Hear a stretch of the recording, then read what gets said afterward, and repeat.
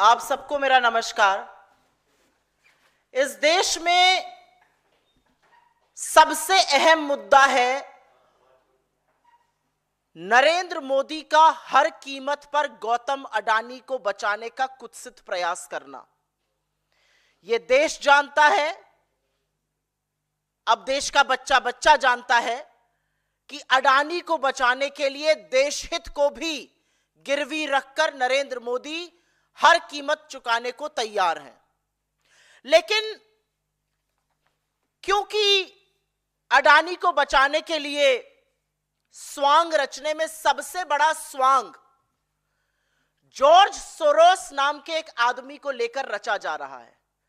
BJP के बददिमाग प्रवक्ता, अधकचरा ज्ञान लेकर घूमने वाले सांसद, अडानी की दलाली कर रहे उनके मंत्री कांग्रेस के खिलाफ जॉर्ज सोरोस को लेकर कुछ आरोप लगाते हैं। तो आरोपों का जवाब तो हम दे रहे हैं। आज हमारे कुछ सवाल है जॉर्ज सोरोस पर, और उसका जवाब नरेंद्र मोदी को, उनकी पार्टी को और उनकी सरकार को देना पड़ेगा। सत्ता में काबिज रहे आपको 11 साल हो गए। जॉर्ज सोरोस नाम का आदमी अगर भारत विरोधी गतिविधियां कर रहा है, अगर वो भारत की सरकार को अस्थिर करने की कोशिश कर रहा है, अगर वो एंटी एस्टैब्लिशमेंट प्रयास कर रहा है, तो उसका धंधा पानी हिंदुस्तान में आप बंद क्यों नहीं करते हैं? उसका धंधा पानी तो खूब फूल फल रहा है, पनप रहा है। उसको इस देश में ऑपरेट करने की इजाजत क्यों है? आप आदेश दीजिए, उसके सारे बिजनेस यहां पर बंद हो, उसकी फंडिंग बंद हो। स्टार्टअप में फंडिंग है, किसानों को फंडिंग है, स्टूडेंट को फंडिंग है, छोटे छोटे बिजनेसेस में उसकी फंडिंग है, वो फंडिंग बंद करवाइए।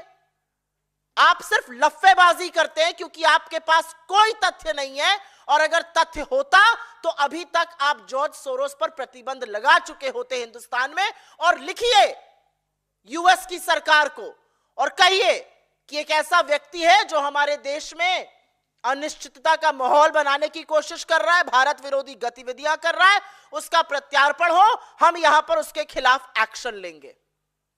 लेकिन आप ऐसा कुछ नहीं कर रहे। और अब सुनिए नरेंद्र मोदी की सरकार जॉर्ज सोरोस के लिए कर क्या रही है। नरेंद्र मोदी खुद और उनकी सरकार जॉर्ज सोरोस को पैसे दे रही है।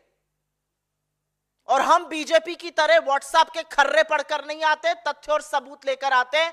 ये तथ्य और सबूत मेरे हाथ में है जो मैं आपके साथ साझा भी कर लूंगी। जॉर्ज सोरोस की ओपन सोसाइटी नाम की जो फाउंडेशन है, उसका इस दुनिया के 68 देशों में प्रोजेक्ट चल रहा है। और उन 68 देशों में जो प्रोजेक्ट है उसकी फंडिंग, उसकी असिस्टेंस, उसकी एड यूएन डेमोक्रेसी फंड से आती है। UN democracy fund UN secretary general की नाक के नीचे है, यूएन सेक्रेटेरिएट में है, और यूएन डेमोक्रेसी फंड में करीब 45 देश डोनर हैं।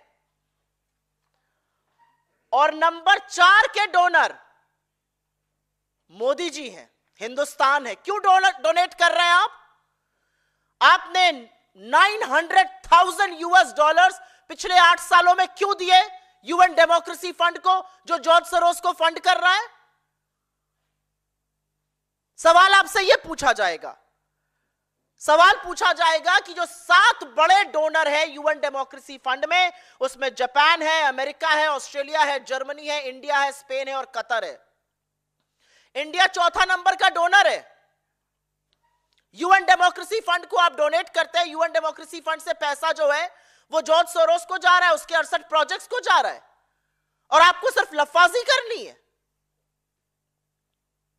क्यों आप जॉर्ज सोरोस को पैसा दे रहे हैं? क्यों आपने 900,000 यूएस डॉलर्स उनको दिए? लेकिन अभी बीजेपी और जॉर्ज सोरोस की जो मिली भगत और कहानी है ना, वो खत्म नहीं हुई है। जॉर्ज सोरोस का हिंदुस्तान में आना हुआ 1999 में। अटल बिहारी वाजपेयी इस देश के प्रधानमंत्री थे। तब वो कुछ फेलोशिप और स्कॉलरशिप जैसी चीजें दिया करते थे। 2014 से उन्होंने ग्रांट प्रोग्राम शुरू किया और जॉर्ज सोरोस की ओपन सोसाइटी का Soros economic development fund SEDF के दो बड़े इन्वेस्टमेंट आर्म, सोंग फंड जो ISB में चलता था और दूसरा अस्पाडा। कृपया फोटोज दिखाना शुरू करें। सोरोस का जो फंड अस्पाडा था उसने करीब $90 मिलियन छोटे उद्योगों में, किसानों के में, स्टार्टअप में, तमाम जगह इन्वेस्ट किए। लेकिन बड़ा पैसा अस्पाडा ने सोशल इंपैक्ट के तहत दो कंपनियों को दिया। ये दो फंड वेंचर्स थे, इन दो कंपनियों को बड़ा पैसा दिया। उन कंपनियों के नाम है नियो ग्रोथ और कैपिटल फ्लोट। और कैपिटल फ्लोट की बात करते हैं। कैपिटल फ्लोट के ये फाउंडर्स हैं गौरव हिंदुजा और शशांक ऋष्यशृंग, स्टैनफोर्ड ग्रेजुएट्स हैं, कैपिटल फ्लोट चलाते हैं। इन्होंने करीब $300 मिलियन, $300 मिलियन की फंडिंग 40,000 छोटे उद्योगों, किसानों, स्टार्टअप ऐसी जगहों पर करी है। यह कैपिटल फ्लोट अब एक्सियो के नाम से जाना जाता है और यह एक्सियो जो है यह फंडिंग कर रहा है। जैसा कि मैंने आपको कहा, यह कैपिटल फ्लोट है। कैपिटल फ्लोट में बड़ा पैसा सोरोस के इन्वेस्टमेंट आर्म अस्पाडा, जो अब लाइट रॉक के नाम से जाना जाता है, उसने लगाया। कैपिटल फ्लोट का नाम अब बदल के एक्सियो हो गया है और उसको ये दो नौजवान गौरव हिंदुजा और शशांक ऋष्यशृंग चलाते हैं। ये दो नौजवान प्रतिभावान हैं। इन्होंने $300 मिलियन इन्वेस्ट किए हैं, 40,000 छोटे मध्यम लघु उद्योगों को दिए हैं। इन्होंने करीब पैसा किसानों को दिया है, स्टार्टअप में लगाया है। ये मोदी जी के दोनों व्यक्ति बड़े प्रबल समर्थक हैं। उनके साथ काफी मंच साझा करते हैं। आपको दिख रहा है इस फोटो में नरेंद्र मोदी, गौरव हिंदुजा, अमिताभ कांत, जितेंद्र सिंह। गौरव हिंदुजा इसके फाउंडर हैं, तमाम मंच साझा करते हैं।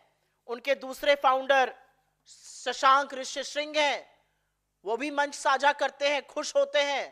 प्रधानमंत्री जी से मिलकर ये लोग गौरवान्वित महसूस करते हैं। प्रधानमंत्री इनके कार्यक्रमों में जाते हैं, मंच साझा करते हैं इनके साथ। और ये सिर्फ प्रधानमंत्री के प्रबल समर्थक नहीं है, ये उनके नोटबंदी जैसे कानूनों को ऐतिहासिक भी बता चुके हैं। ये गौरव जी का एक ट्वीट मुझे मिला है, एक पोस्ट मिला है कि जबरदस्त आपने फैसला किया है, जबरदस्त फैसला है नोटबंदी का। इस तरह की बातें जो हैं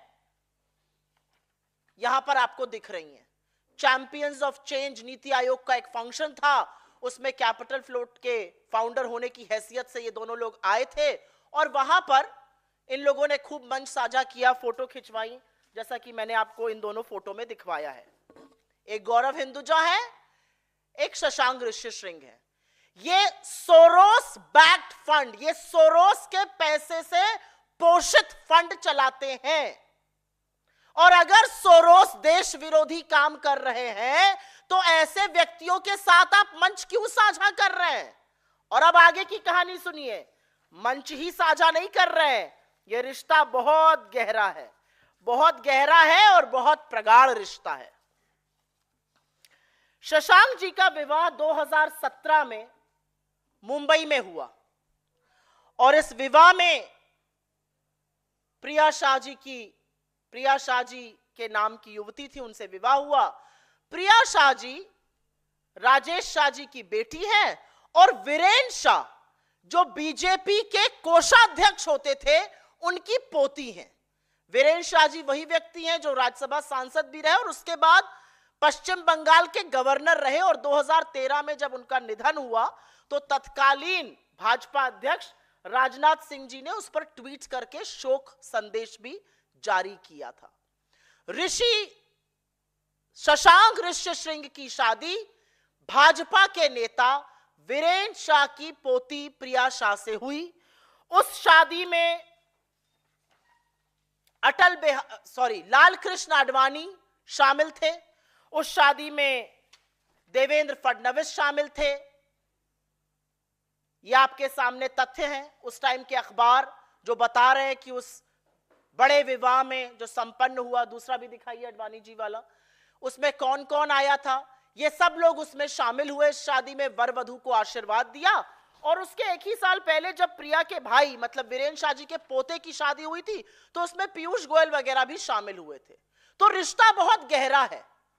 शशांक ऋषिशृंग का बीजेपी के एक परिवार से रिश्ता है, लेकिन वो जॉर्ज सोरोस द्वारा पोषित एक फंड को चलाते हैं, कैपिटल फ्लोट, जो अब एक्सियो है। तो इस पर अब हम क्या कहें? हमारा सवाल है कि ऐसे लोगों के साथ आप क्या कार्रवाई करिएगा? ऐसे लोगों के खिलाफ आप क्या कार्रवाई करिएगा? बीजेपी सोरोस पोषित लोगों से रिश्ता क्यों रखती है? नरेंद्र मोदी सोरोस पोषित लोगों से गलबैया क्यों करते हैं? अगर जॉर्ज सोरोस इस देश के खिलाफ गतिविधि कर रहे हैं तो यूएन डेमोक्रेसी फंड जो उनको पैसा देता है उसमें आप डोनर क्यों हैं? ये सारे सवाल आपसे पूछे जाएंगे, इस मंच से नहीं, हर जगह से पूछे जाएंगे। और अब क्योंकि दो चार झूठ और बोले गए हैं तो वो भी बताना जरूरी है। डूबते को तिनकों का सहारा, बीजेपी को फेक न्यूज का सहारा। मीडिया पार्ट लगाइए जरा। एक फ्रेंच मीडिया कंपनी है, media part, please put media part, the last one. एक फ्रेंच मीडिया कंपनी है मीडिया पार्ट। जब बीजेपी के अधकचरे ज्ञान वाले लोगों ने प्रेस कॉन्फ्रेंस करी और दलाल जो बने हुए हैं सदन में बोले तो उन्होंने मीडिया पार्ट का हवाला दिया। गजब बात है। मीडिया पार्ट ने डिनाई कर दिया कि नहीं, हमारे बल पर फेक न्यूज मत फैलाइए। फैक्ट्स जो हैं आपकी कंस्पिरेसी थ्योरी को डिनाई करते हैं, हमने कोई ऐसा आर्टिकल ही नहीं छापा है। ये तो मीडिया पार्ट ने बीजेपी की फेक न्यूज का कच्चा चिट्ठा खोल दिया। लेकिन मीडिया पार्ट के कच्चा चिट्ठा खोलने से पहले हमारा एक सवाल है, मीडिया पार्ट का आपको बड़ा सहारा मिल रहा है, मीडिया पार्ट के बलबूते पर आप फेक न्यूज फैला रहे थे। अगर मीडिया पार्ट आपके लिए इतना विश्वसनीय है तो ये बताइए, जब ये राफेल का खुलासा करता है तब इसके खिलाफ प्रेस कॉन्फ्रेंस क्यों कर रहे थे? तब क्यों कह रहे थे ये भारत विरोधी साजिश रच रहा है, षड्यंत्र रच रहा है? खैर अब तो दूध का दूध और पानी का पानी हो गया है, करारा तमाचा आपके मुंह पर पड़ा है। मीडिया पार्ट ने बोल दिया है हमारा कोई ऐसा आर्टिकल ही नहीं है, हमारे बूते पर फेक न्यूज फैलाना बंद करिए। ठीक वैसे ही जैसे अमेरिका ने आपके मनगढ़ंत जो आप आरोप फैला रहे थे अडानी को बचाने के लिए, जो आप राष्ट्रहित को गिरवी रखकर हमारे संबंध बिगाड़ने की कोशिश कर रहे थे अमेरिका से और कह रहे थे अमेरिका कर रहा है ऐसा, अमेरिका ने भी कह दिया हमने ऐसा कुछ नहीं किया है। लेकिन एक ऑर्गेनाइजेशन है OCCRP, उसका बड़ा हवाला देते हैं। इसको हटा दीजिए, just go to the background. उसका बड़ा हवाला देते हैं OCCRP का। OCCRP के लिए ये लोग कहते हैं ये एक फंडेड पेपर है और ये भारत के खिलाफ साजिश कर रहा है।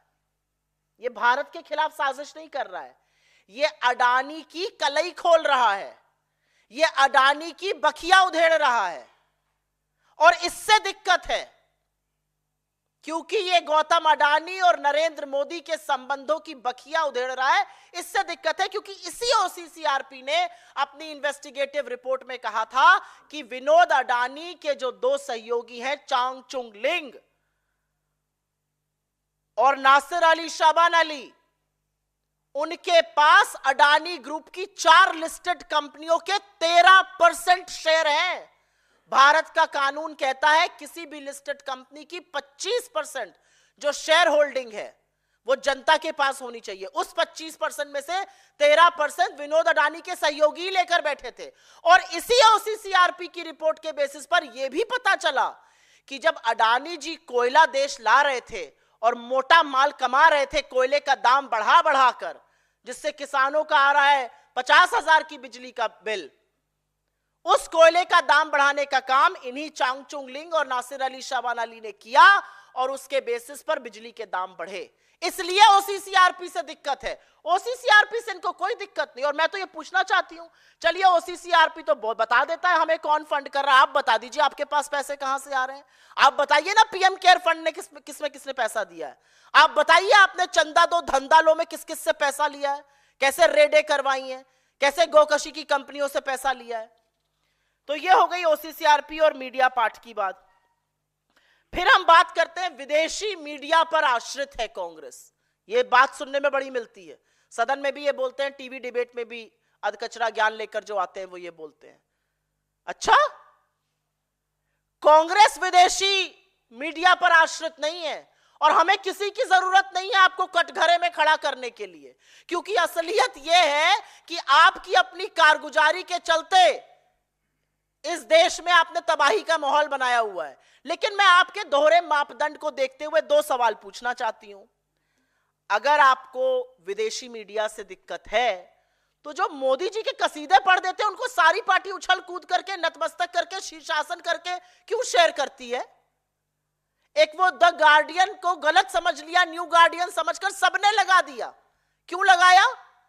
मॉर्निंग कंसल्ट नाम की कोई कंपनी है, 200 लोगों का फीडबैक करके नरेंद्र मोदी को उन्होंने दुनिया का बड़ा अच्छा लीडर बता दिया। अरे सारी भाजपा, नरेंद्र मोदी से लेकर नड्डा और सारी भाजपा लग गई उसको प्रचारित करने में। क्यों लग गई? ये तो विदेशी है। असलियत यह है कि अगर आपके लिए कोई विदेशी मीडिया अच्छा बोले तो बहुत बढ़िया हरिभजन होगा, और अगर बुरा बोले तो वो देश के खिलाफ साजिश है। तो ये मीठा मीठा गप और कड़वा कड़वा थूक तो नहीं चलेगा। एक और बात है, जब ये कहते हैं विदेशी एजेंडा है, मैं सुनकर हतप्रभ रह गई। हमें समझ में नहीं आया कि इसका जवाब भी क्या दिया जाए। इनके लोग बोलते बोलते ये बोल गए जातिगत जनगणना विदेशी मुद्दा है। इस देश का पिछड़ा, इस देश का आदिवासी, इस देश का दलित, इस देश का गरीब सामान्य वर्ग जातिगत जनगणना की मांग कर रहा है। आप भाग रहे हैं जातिगत जनगणना से और इसको आप विदेशी मुद्दा बताइएगा। आपका कहना है पेगासस, आपका कहना है हंगर इंडेक्स, आपका कहना है प्रेस फ्रीडम इंडेक्स, ये विदेशी मुद्दे हैं। ये कैसे विदेशी मुद्दे हैं? क्या यह सच नहीं है कि फोन के अवशेषों में, फोनों में पेगासस का अवशेष मिला? क्या यह सच नहीं है कि हम निरंतर भुखमरी इंडेक्स पे गिर रहे हैं? क्या यह सच नहीं है कि प्रेस फ्रीडम इंडेक्स में हिंदुस्तान 159 आउट ऑफ 180 है? क्या यह सच नहीं है कि 165 देशों की सूची में ह्यूमन फ्रीडम में हम 109 पर हैं? ये विदेशी एजेंडे हैं। विदेशी एजेंडा जो है वो देश को डिरेल कर रहा है, देश की इकोनॉमी को डिरेल कर रहा है। नहीं प्रभु, उसके लिए आप ही काफी हैं। आपकी नोटबंदी, आपका गब्बर सिंह टैक्स और आपने जिस तरह से पूंजीपतियों को बढ़ावा दिया और किसानों को, छोटे लघु मध्यम उद्योगों को खत्म किया, उसकी वजह से भयावह बेरोजगारी है, आर्थिक असमानता है, लोगों की आय थम सी गई है और सिर्फ मोदी और अडानी को जुटाने में आप सब के सब लगे हुए हैं। अडानी को मोदी का रॉकफेलर बुलाना गलत है, बिल्कुल, ये एक सही बात कही। वो रॉकफेलर थोड़ी है, अरे वो तोता है जिसमें मोदी की जान बसती है, उसको रॉकफेलर बुला रहे हैं हम लोग, गलत कह रहे हैं। अडानी मोदी का वो तोता है जिसमें जादूगर की जान बसती है, और इसीलिए तो अडानी को बचाने के लिए राष्ट्रहित को ही बलिदान नहीं कर रहे, सदन को भी गिरवी रख दिया है। सारी सरकार, सारी पार्टी अडानी को बचाने में जुटी हुई है। क्या यह सच नहीं है कि आप घूम घूम कर अडानी को डील दिलाते हैं? क्या यह सच नहीं है कि आप अडानी के हवाई जहाज में घूमकर अपना प्रचार करते थे? क्या यह सच नहीं है कि आपने कानून बदले अडानी को पोर्ट एयरपोर्ट देने के लिए? क्या यह सच नहीं है कि आपने सिख कंपनीज को, जो कंपनियों में गड़बड़ी हो जाती है, उनको कौड़ियों के दाम पर अडानी को दिया? क्या यह सच नहीं है कि अडानी के चलते आपने नीति आयोग और फाइनेंस मिनिस्ट्री की भी अनदेखी करी? तो असलियत यह है कि जब जब आपकी कलई खुलेगी तब तब आपको कांग्रेस अपने साथ और अपने सामने नजर आएगी। लेकिन मैं फिर से उस सवाल पर जाना चाहती हूं जिससे मैंने अपना प्रेस वार्ता शुरू करी थी, और सवाल यह है कि जॉर्ज सोरोस अगर देश विरोधी हरकतें कर रहा है तो उसका धंधा पानी यहां क्यों चल रहा है? उसके प्रत्यार्पण के लिए आपने चिट्ठी क्यों नहीं लिखी? उसके द्वारा फंडेड जो फंड्स हैं उनके लोगों से आपकी साठगांठ क्यों है? उनके लोगों के यहां शादी ब्याह आपके बीजेपी वालों का क्यों हो रहा है? ये सारे सवाल आपसे पूछे जाएंगे। आपसे पूछा जाएगा कि क्यों आप जॉर्ज सोरोस द्वारा फंडेड लोगों के साथ मंच साझा करते हैं, और क्यों नहीं आप जॉर्ज सोरोस के जो फंडेड फंड्स हैं उनको बंद करवा दीजिए, करवाइए बंद। आज सवाल इस बात का है, व्हाट्सएप के खर्रे पढ़कर आरोप लगाना बहुत इजी है, तथ्यों के साथ और प्रमाण के साथ हमने अपनी बात रखी है। अगर बीजेपी के अंदर दम होगा तो वो जरूर इन बातों का जवाब देगी। I will very briefly make a few points in English just for the benefit of people who are non-Hindi speaking. The BJP is relentlessly trying to save Adani. A really big question is why? Why are you saving Adani? And to what extent are you going to save him?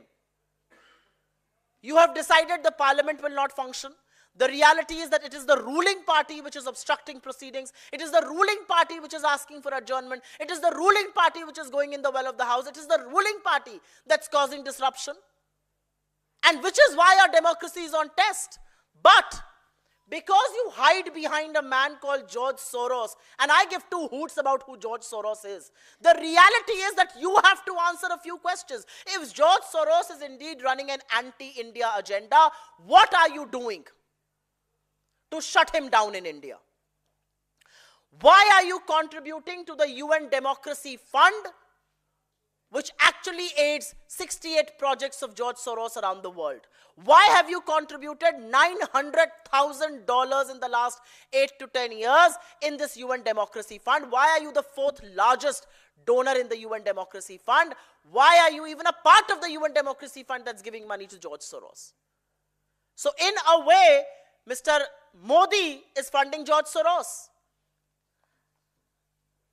George Soros came to India in 1999. Atal Bihari Vajpayee ji was the Prime Minister of this country. He came to India, he used to give some fellowships and scholarships, but it was in 2014 that his grant program started. George Soros' Open Society has a Soros Economic Development Fund. It has two big funds, Song Fund and Aspada, which is now known by another name. It has been bought over.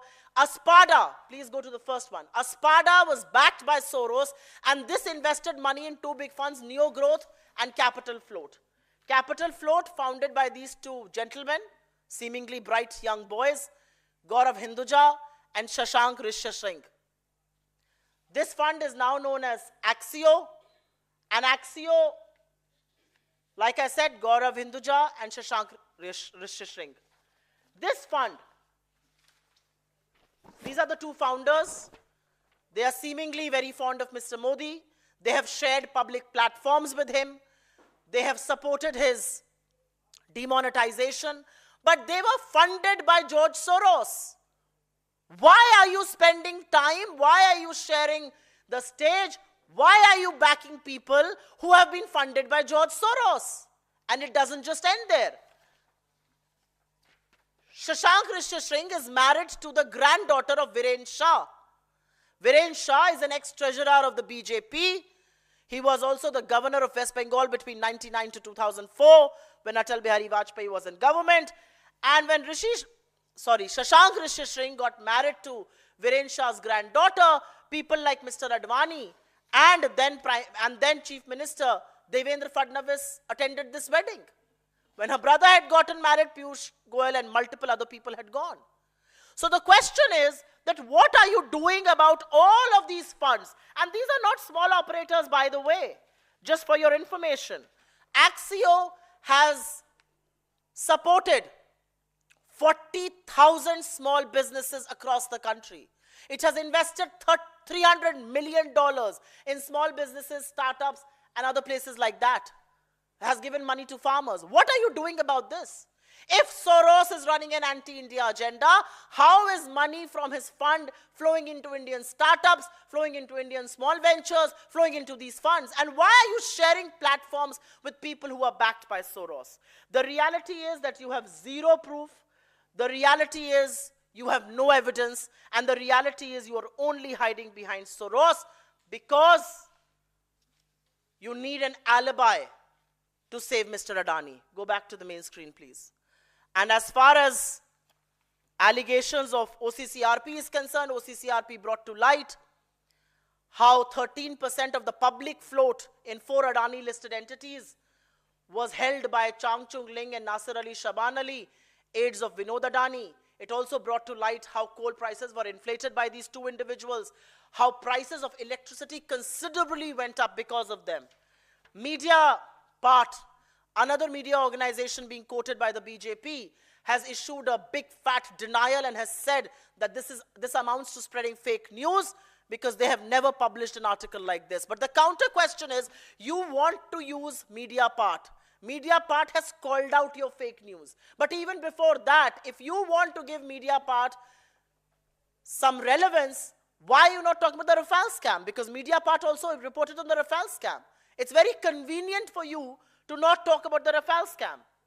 The reality is that whether it is the foreign media, which reports, when it reports against you, is a part of some anti-India conspiracy, but you resort to reporting to foreign media when it talks well of Mr. Modi. From Morning Consult to The Guardian, to anybody who has one good thing to say about the Prime Minister, it will be reported by every BJP handle, every BJP worker, every MP, every minister, everybody. Why? And do you honestly believe that we need foreign media to put you in the dock? Your own policies, your own failures, which have caused joblessness, high prices, income inequality, incomes being stagnant. These are reasons enough to put you in the dock. And which is why we are asking the question, why are you taking attention away from the one big scam that this country must discuss, that Parliament must discuss, that Parliament must know? And that is the Adani scam. The Adani scam, which has raised questions on India's corporate governance, India's credibility of markets, India's rule of law and order, amongst various other things. I will go back and raise the final point that I raised before, that there are people associated with the George Soros Fund, backed by that fund, who are very pally with you, who you support. Why are you doing that? And if George Soros is indeed doing an anti-India activity, shut him down. Why are you not doing that either? Why have you not written to the US? And why have you not asked for custody of George Soros? If he's running an anti-India agenda, have you taken any legal recourse? And the answer to that is a no, because they have no proof and they only want to divert from the issue that matters, and that is the Modi-Adani scam. आपके सवालों का स्वागत है. अगर आपके सवाल इससे प्रेरित रहें तो मैं शुक्रगुजार होंगी. जी हाँ, बताइए. Ma'am, like you have mentioned that you have all the facts with you. So now, will the opposition accept the demand of the BJP that there should be a discussion upon George Soros within the House?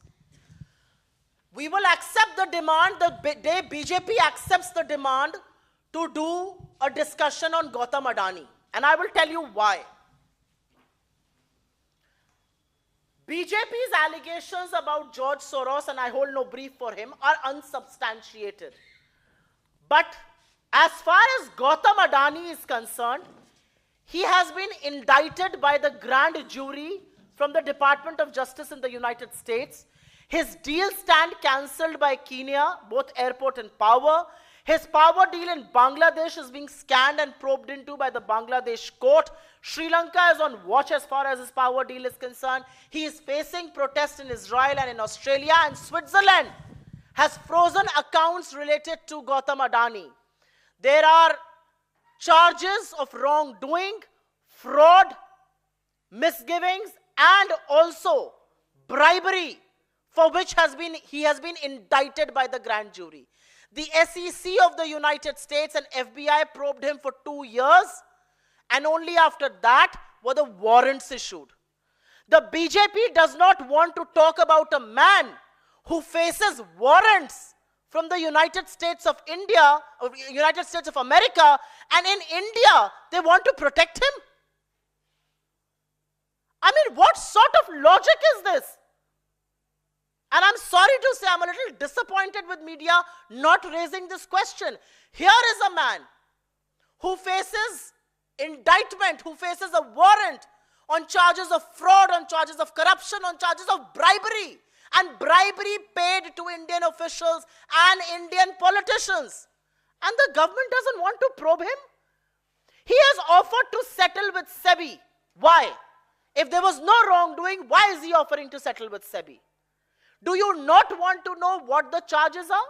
Do you not care about the credibility of our stock markets, the credibility of our corporate sector? Do you not care about the kind of allegations this raises and raises questions on our rule of law both in spirit and in letter? What are we talking about? और इसका मैं हिंदी में जवाब जरूर दे देती हूं, और इसलिए देना जरूरी है क्योंकि बीजेपी के जो बातें हैं वो मनगढ़ंत हैं। गौतम अडानी के खिलाफ ये तो तथ्य है ना, ये कांग्रेस तो नहीं बोल रही है। 2 साल तक जांच हुई, एसईसी और एफबीआई ने मिलकर जांच करी, डिपार्टमेंट ऑफ जस्टिस की ग्रैंड जूरी ने वारंट इशू किया है अमेरिका में, और देशभक्ति के लिए वारंट इशू नहीं किया है। वारंट इशू किया है क्योंकि उनके खिलाफ जालसाजी के, हेरा फेरी के और घूस देने के, भारत में घूस देने के आरोप है। उनकी आपको उन पर कोई चर्चा नहीं करना चाहते, उनकी कोई जांच नहीं करना चाहते। एक ऐसा व्यक्ति जो देश का नाम डुबो रहा है, जिसकी डील कीनिया में कैंसिल हो रही है, उनकी एयरपोर्ट और पावर की डील, बांग्लादेश का कोर्ट उनकी डील की जांच कर रहा है, श्रीलंका वॉच पर है उनकी डील की जांच करने के लिए, इजराइल और ऑस्ट्रेलिया में उनको विरोध प्रदर्शन का सामना करना पड़ रहा है, स्विट्जरलैंड ने उनसे संबंधित अकाउंट्स को फ्रीज कर दिया है। एक ऐसा व्यक्ति जो देश के लिए इतनी सारी चीजें, सिर डुबो रहा है हमारा, उस पर आप चर्चा नहीं करेंगे क्योंकि उस तोते में आपकी जान बसती है, और आप हमसे एक्सपेक्ट करते हैं कि हम बाकी चीजों पर चर्चा करेंगे। ये तथ्य हैं, ये आंकड़े हैं, ये सबूत हैं, और आपने देश हित को गिरवी रखने में कोई भी कवायद नहीं छोड़ी है। आपने अमेरिका पे आरोप लगाया, अमेरिका ने पलट के कह दिया गलत है। आपने मीडिया पार्ट पर आरोप लगाया, उन्होंने पलट के कह दिया आप हमारे सहारे फेक न्यूज ना फैलाइए। आप किसी चीज की जांच नहीं करना चाहते अडानी पर, जिसके ऊपर इतने संगीन, मतलब वारंट इशू है आदमी के खिलाफ, आप उसकी जांच नहीं करना चाहते। ये राजा तोते को बचाने का काम कर रहा है, लेकिन तोता बच नहीं पाएगा जी।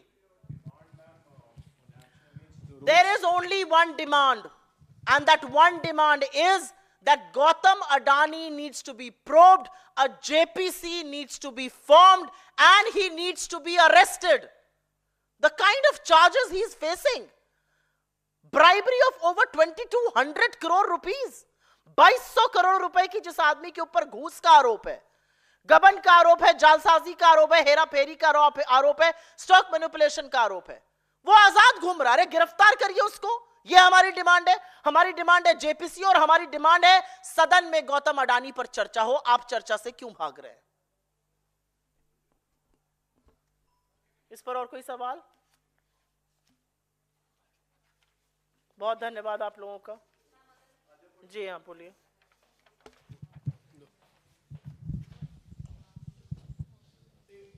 हाँ, ये मेरा भी प्रेस कॉन्फ्रेंस चल रही है, आप लोग बीच में आ गए। हाँ Ma'am, your thoughts on opposition moves no confidence motion against Jagdeep Dhankar. I will briefly explain to you what happened in the house yesterday in Rajya Sabha, the house of the elders. The BJP got into the house, and under Rule 267 they gave an adjournment motion which was rejected by Shri Dhankar, India's Vice President and of course custodian of Rajya Sabha.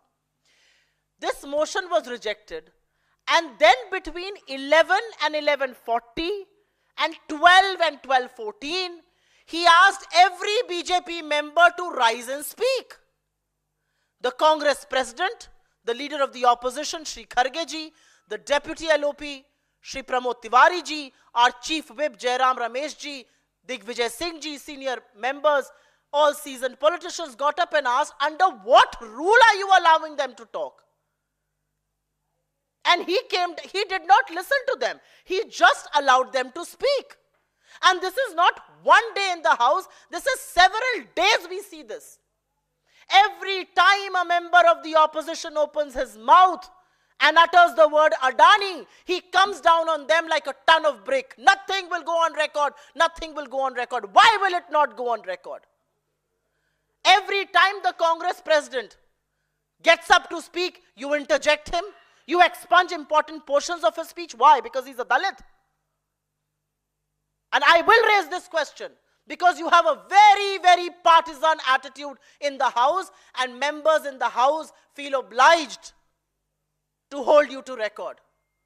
The kind of snidey remarks that you make, we forget about that. But you are responsible for conducting the House in a bipartisan way. You have just chosen not to do that. मैं इसका हिंदी में भी जवाब दे देती हूं. राज्यसभा में आपने अविश्वास प्रस्ताव की बात करी. सभापति महोदय का जो व्यवहार है वो सबने देखा है. जिस तरह की बातें वो करते हैं सदन और सदन के बाहर, पूरी तरह से राजनीतिक, पूरी तरह से पार्टिजान, वो भी सबने देखी हैं.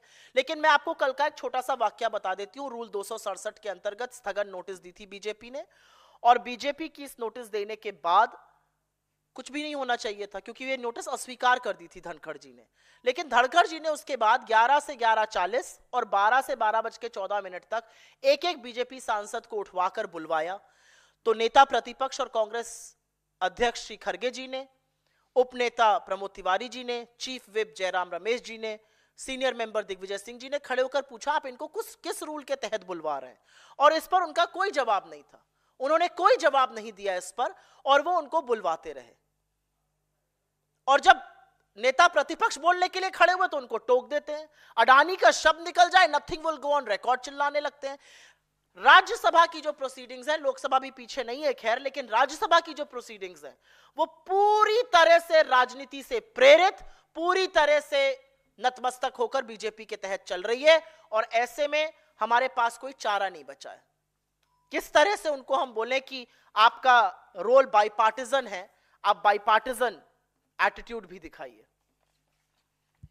Ma'am, one question. As Tahir Hussain has joined AIMIM today, and his name has been announced by Asaduddin Owaisi to contest the upcoming elections in Delhi Assembly, as he was one of those person who were being accused in the 2020 Delhi riots. Such kind of person contesting election, what's the take of the Congress party regarding this? Why is he contesting elections? Which party is supporting him? And what will I know who is supporting him? I'm asking you a rhetorical question.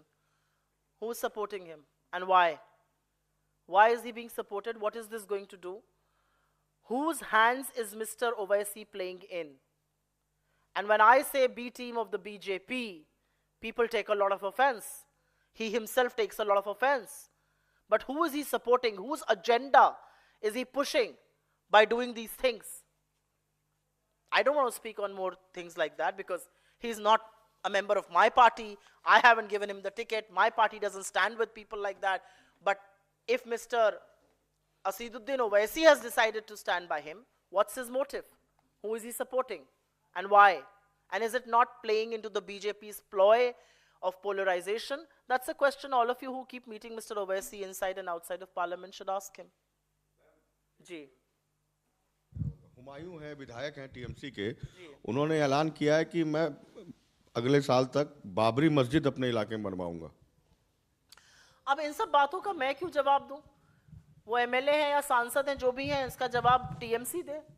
TMC के सांसद हैं, मेरे सांसद तो हैं नहीं. Ma'am. Ji.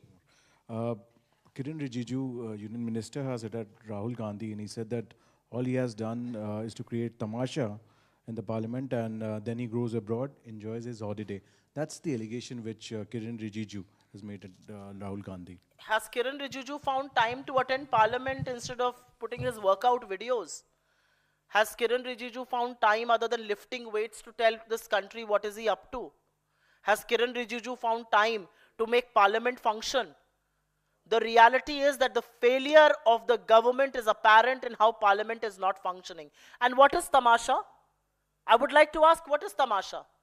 You are not allowing the discussion on Gautam Adani, a man who has been indicted, a man who faces various charges around the world, a man who's being probed by various nations across this world, a man who faces a warrant. You are not allowing a discussion there. Why? Because he's close to the Prime Minister. Because any discussion on Adani will amount to a discussion on Narendra Modi. And to attract people's attention, to catch their imagination, We are doing very innovative things. Your problem is that everything innovative that we are doing in parliament, the media is being forced to show this. Whether it's wearing a mask or it's wearing a t-shirt which has a sticker of Modi and Adani, or it's carrying a bag, this is catching popular imagination. That's your problem. And ye tamasha kaise hai?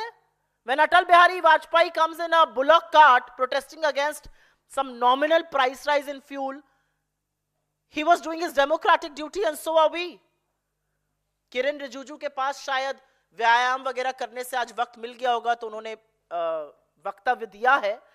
सरकार का सबसे बड़ी विफलता है कि सदन नहीं चल रहा है, और सदन में अवरोध बीजेपी बनी हुई है। बीजेपी सदन नहीं चल रही। हम तो जो अपना प्रदर्शन भी है वो सदन के बाहर कर रहे हैं, और ये डिमांड कर रहे हैं कि सदन चलाइए, और सदन के अंदर आके हम चुपचाप बैठ के सदन चलने का इंतजार करते हैं। हो हल्ला कौन कर रहा है? बीजेपी कर रही है। क्यों कर रही है? क्योंकि अगर हो हल्ला नहीं करेंगे तो मोदी और अडानी के ऊपर डिस्कशन करना पड़ेगा। अडानी का डिस्कशन मतलब मोदी का डिस्कशन। क्यों बचा रहे हैं उनको आप? असलियत यह है कि चाहे वो मास्क पहन के प्रदर्शन करना हो, या स्टिकर लगा के करना हो, या बैग लेके करना हो, दुनिया को पता चल गया है मोदी और अडानी एक है, और इसीलिए सेफ है। और मीडिया को भी, क्योंकि वो विजुअल्स अच्छे हैं, दिखाना पड़ रहा है। यह दिक्कत है रिजिजू जी की और उनकी पार्टी की। अगर आपके अंदर जरा सी भी नैतिकता और मर्यादा है, जो कि नहीं है, आपने वो बेच खाई है, उसको गिरवी रख के आप अडानी का बचाव कर रहे हैं। अगर जरा सी भी बाकी है तो गौतम अडानी पर डिस्कशन करा के दिखाइए। 1 घंटे के लिए डिस्कशन करवाइए, आप नहीं करवा पाइएगा। बहुत धन्यवाद आप लोगों का, शुक्रिया।